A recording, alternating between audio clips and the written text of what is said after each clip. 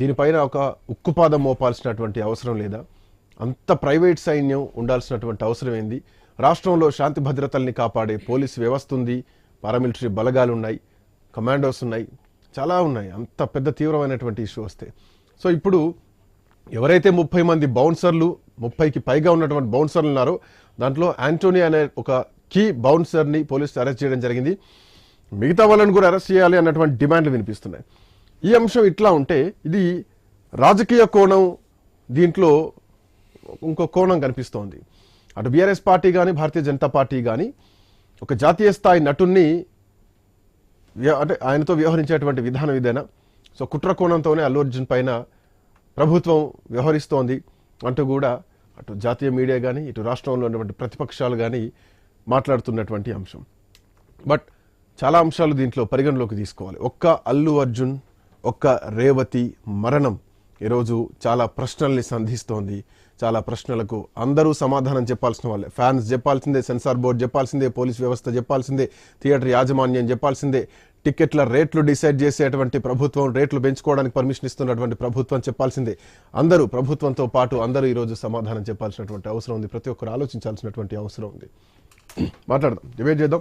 కాంబోజ్ వెంకటేశ్వర్లు గారు BRS party అధికార ప్రతినిధి, రామారావు గౌడ్ గారు కాంగ్రెస్ పార్టీ నాయకులు, at the same time supreme court న్యాయవాది, శ్రీకాంత్ గారు ప్రముఖ అడ్వకేట్ అట్లాగే రాజకీయ విశ్లేషకులు, కేతిరెడ్డి జగదీష్ రెడ్డి గారు చిత్ర నిర్మాత, తెలుగు సినీ పరిశ్రమ నుంచి, నందరెడ్డి గారు భారతీయ జనతా పార్టీ అధికార ప్రతినిధి.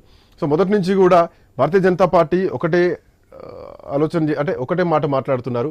అల్లు అర్జున్ పైన కుట్ర చేస్తున్నారు, జాతీయ స్థాయి నటుణ్ణి, ఒక జాతీయ అవార్డు తీసుకొచ్చినటువంటి నటుణ్ణి ఇబ్బంది పెడుతోంది కాంగ్రెస్ పార్టీ ప్రభుత్వం అని మాట్లాడుతున్నారు.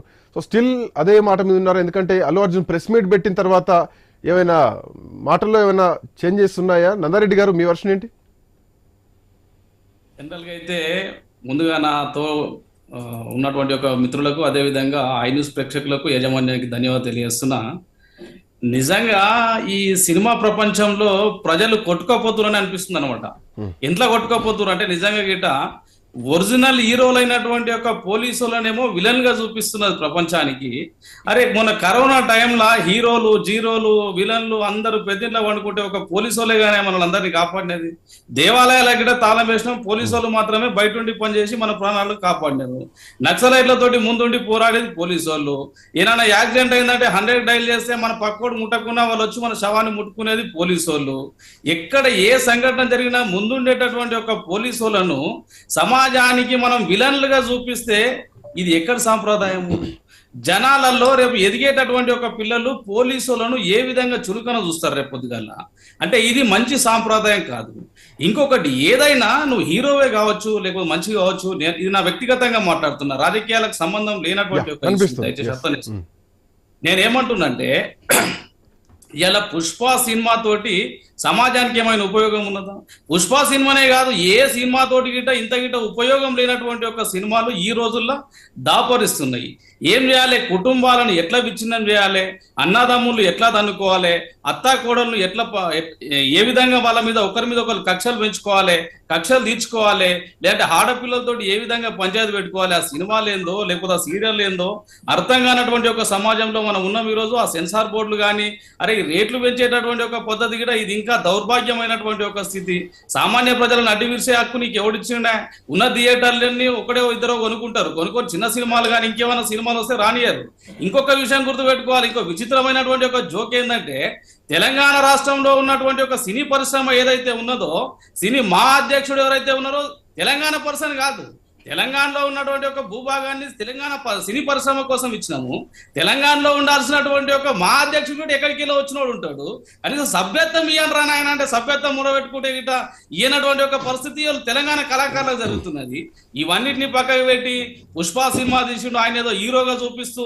మరీ విచిత్రమైనటువంటి ఒక సంఘటన ఏంటంటే, వారం రోజుల నుండి మీడియా మాత్రం పండగ చేసుకుంటున్నదండి, ఇంట్లో మాత్రం సందర్భం లేదు.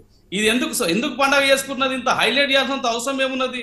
దీంతోటి సమాజానికి ఏమన్నా ఉద్ధరికం ఉన్నదా, లేకపోతే ఉపయోగకరంగా ఉన్నదా అంటే ఎక్కడ ఏం లేదు. మీరు చూడండి, సమాజానికి ఉపయోగపడేటటువంటి ఒక సినిమాలు కానీ గతంలో మనం నాటకాల రూపంలో కానీ, బుర్ర కథల రూపంలో కానీ, ఒగ్గు కథల రూపంలో కానీ సమాజాన్ని జాగృతం చేసేటటువంటి ఒక నాటకాలు ఉండేటి గతంలో.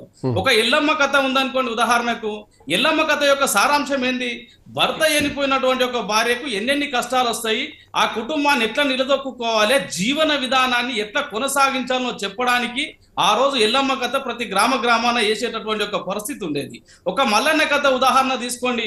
ఒక మల్లన్న కథ ఉద్దేశం ఏంది? ఒక ఇల్లరికం పోయినటువంటి ఒక అల్లుడు ఆ కుటుంబంతో ఏ విధంగా మెదులుకోవాలి, మేనమామతో ఏ విధంగా వండుకోవాలి, ఆ కుటుంబాన్ని ఎట్లా నిలబెట్టుకోవాలో చూపించేటటువంటి ఒక కథల సారాంశం. నందరెడ్డి గారు, I'll come back to you. 2 minutes Srikanth గారు, నేనేమంటున్నా, ఒక బీరప్ప కథ ఉందనుకున్న ఉదాహరణకు, పిల్లలు కానటువంటి ఒక కుటుంబము బయటకెళ్ళి తెచ్చుకున్నటువంటి ఒక పిల్లాన్ని ఏ విధంగా సాదుకోవాలి, ఆ తల్లితోటి ఆ విధంగా పిల్లవాడు ఏ విధంగా మెదులుకోవాలనో సమాజానికి జాగృతం చేసేటటువంటి ఒక విధంగా గతంలో ఉన్నటువంటి ఒక సినిమాలు కానీ, గతంలో ఉన్నటువంటి ఒక నాటకాలు కానీ ఉండేవి. ఉదాహరణకు మీరు వెంకటేశ్వర్ల కథ చూడండి. ఒకవేళ ఇద్దరు భార్యను చేసుకుంటే అతని కుటుంబంలో వచ్చేటటువంటి ఒక సమస్యలు ఏ విధంగా ఉంటాయి, వాటిని ఏ విధంగా అధిగమించాలనో సమాజానికి చూపించేటటువంటి ఒక కథల సారాంశం ఉండేది. ఒక రామాయణం ఉందనుకుందాం ఉదాహరణకు. ఒకవేళ నిజంగానే రాముడు లక్ష్మణుడు కుటుంబం ఏ విధంగా కలిసి ఉండాలి, అన్న తమ్ముడు గాని వదినే గాని తండ్రి మాటను ఏ విధంగా గౌరవించాలి.